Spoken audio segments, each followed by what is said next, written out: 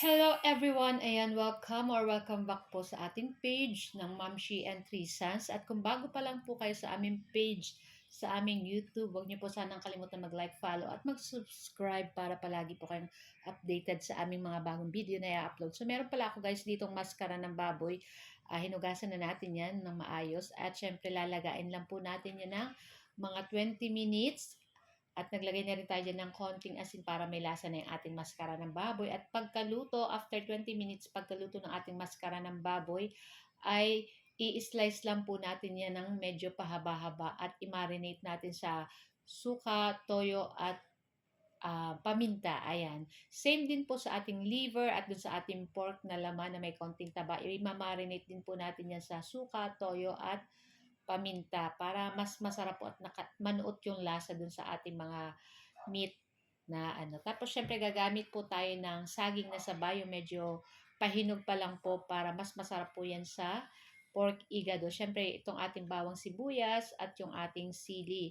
So sa ating kawali, ayan, magpapainit po tayo at maglalagay tayo ng mantika at pagkatapos ay magigisa tayo ng ating bawang at ng ating sibuyas. At syempre pag lumabas na yung aromatic or yung bango ng ating bawang at sibuyas, syempre pag ginigisa po natin ang bawang sibuyas, di ba bumabango? Ayan, pwede na natin ilagay dyan yung ating pig-marinate na pork. Ayan, lulutuin lang po natin yung ating pork.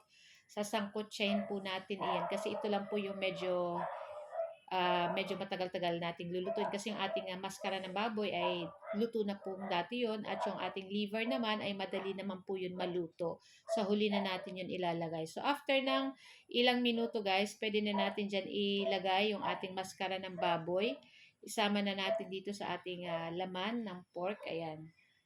Para sabay na silang maluto. Ayan. Tapos gagamit po tayo dyan ng 1 pork cube para sa pampalasa at maglalagay na rin po ako dyan ng pamintang durog. At maglalagay din tayo ng aswete powder para pang pakulay lang naman. Pero pwede nyo naman pong wag nang lagyan.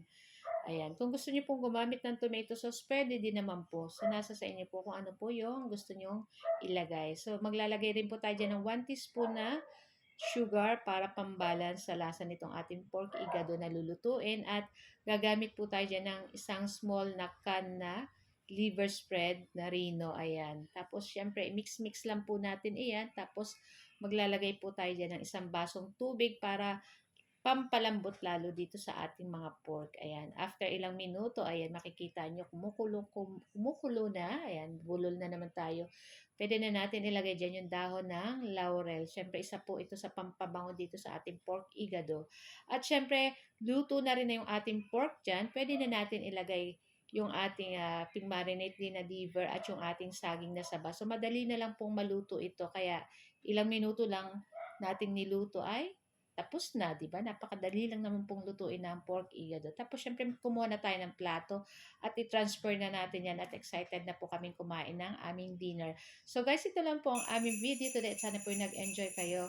So, guys, thank you for watching and sa next video. Ciao!